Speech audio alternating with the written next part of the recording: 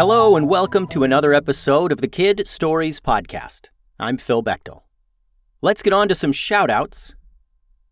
Austin and Eloise from New Zealand enjoy listening and have shared some awesome drawings. I think if you two were characters in the stories, you would be shadow fairies from the dark side, who live on the islands in the dark side and attempt to keep the peace among the beasts who live there. Thanks for listening, Eloise and Austin. And Jameson Yako never misses an episode.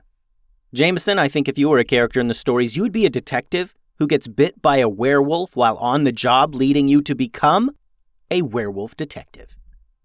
Thanks for listening, Jameson. Today's story is a continuation of a previous series titled Lost in the Valley.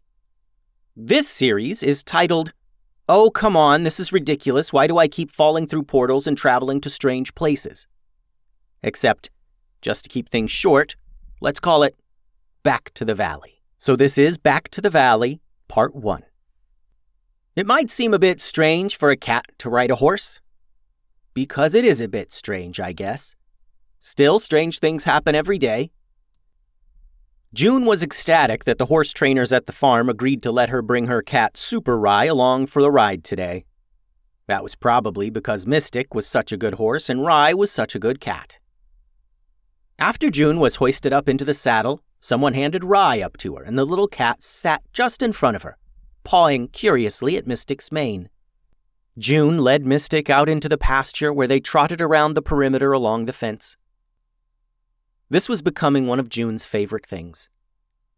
She enjoyed the training part of it too, of course, but she loved just riding out in the pasture with Mystic. And today she had her cat Super Rye with her as well, so it was almost the perfect day. On the edge of one side of the pasture was a forest, a thick wooded area that bordered right up against the horse farm. As they trotted out along the fence bordering the shady trees, June noticed something familiar there on the ground. A fairy ring. Big, floppy-topped mushrooms growing out of the ground in a neat circle. June used to view fairy rings as one of those hints of magic, a thing that had an explanation, but suggested that maybe there was still a little enchantment left in the world. Now, after her experience falling through one a while back, she was afraid of them. As exciting as magic was, it had become very real and dangerous for June when she fell through a fairy ring portal and dropped into the valley. She hadn't seen a fairy ring since, and the appearance of this one spooked her.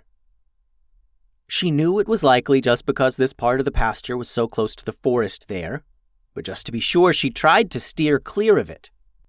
The last thing she needed was some cave troll ruining her ride with Mystic and Rye. But Mystic was not responding to her directions. June tried to gently tug the reins to lead the horse away from the ring, but Mystic continued on a straight path that would take them right through the circle of mushrooms. June saw what compelled Mystic to ignore her instruction. There was a salt block hung from the old wooden fence in the shade of the trees. Mystic was hot and tired and just wanted some of the salt block. June began to panic. She had such conflicted feelings. On the one hand, she thought it was silly to get so worked up about some mushrooms. I mean, what are the odds this one was a portal too? But she really didn't want to disappear to the valley again. Or what if this one took her to a different place, a more dangerous place? Mystic, come on, Mist! June pulled harder at the reins now, tugging to get the huge horse to veer off just a couple of feet. But it wasn't working, and it wasn't going to work, and June knew it. The horse was too big and determined to get right to that fence just beyond the fairy ring. The only way June could avoid trotting over those mushrooms was if she decided to bail and slide right off the horse. But horses were pretty high off the ground, and what if Super Rye fell too? And before she could make a decision, the horse's hooves stepped right into the fairy ring and it lit up. Light shined out from the edges of the circle, and before Mystic could course correct, the ground beneath them vanished. And the big horse's momentum drove them right into the earth as if a hole had opened up to nowhere. But it wasn't a hole to nowhere. It was a portal to somewhere. In the dark spaces between worlds, June and Mystic and Rye flew in the darkness. June held on tight to the horn of the saddle with one hand and held Rye against her body with the other hand. Mystic whinnied and neighed in confusion, stepping through the air. And with another flash of light, the horse and girl and cat landed in some very thick, tall grasses blowing in the wind. Mystic stopped and looked around, waiting for direction from June. "Oh, so now you listen to me?" June said to the horse, giving it a pat. Rye calmed down and sniffed the air, leaning his furry head from side to see what was all around. June remembered then the danger they faced when they dropped through the last portal, and she quickly made a plan. "Look over there, Rye," she said. "That's a little village in the distance. Let's go check it out and see about getting back home." June hoped and hoped that she was in the same place as before. If she were in the valley, then maybe there would be a chance she could get home again. Maybe even the same way as before. June approached this small town cautiously. She had no way of knowing what kinds of people or creatures lived here. As she walked Mystic very slowly into town, she noticed people coming and going from the buildings and others traveling through town. They were humans just like her, and some had horses just like Mystic. She was a bit relieved that this place fit her version of normal. She entered town and looked for any sign that this was the valley. There were a few stores, and she left Mystic and Rye outside of one called Gumball's Goofballs. She went inside and was greeted by two excited young girls.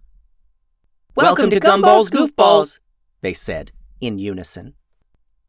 Hi," said June. Could you tell me where I am?" "Oh, sure. This is the town of Sawgrass, home of Gumball's Goofballs, our new goofball restaurant where every goofball has a delicious gumball center." "Oh, great," said June. "But, where is Sawgrass? You know, like, what is this island or country called?" "You don't know where you are? Well, that's okay, I guess. This is the valley. Do you need to lie down?" one girl asked. A wave of relief washed over June, and she sat down in a nearby chair, smiling. The two girls behind the counter gave each other a look and came out with a glass of water and a plate of goofballs. "Oh, no, thank you. I can't pay for this," said June. "No worries. It's on the house. Seems your blood sugar's a bit low. You should eat," said one of the girls. Looking down at the delicious desserts, June agreed that yes, she did need to eat. There were 3 goofballs on the plate, and based on the smell, June figured that one was covered in chocolate sauce, and one was covered in vanilla sauce, and one was covered in strawberry sauce. June ate them slowly, savoring every bite and calming down. She drank every drop of water and said, "Thanks so much. You were right. That was just what I needed. Could you point me in the direction of Valley Town?" The girls both pointed in the same direction. June thanked them and climbed back onto Mystic, where Rye was nearly asleep, purring loudly in the sunshine. "Okay, you two. Time to find those ninjas and get out of here," she said. The end. Thanks for listening, friends. The website is kidstoriespodcast.com. Send all your drawings or questions to kidstoriespodcast@gmail.com. Adios.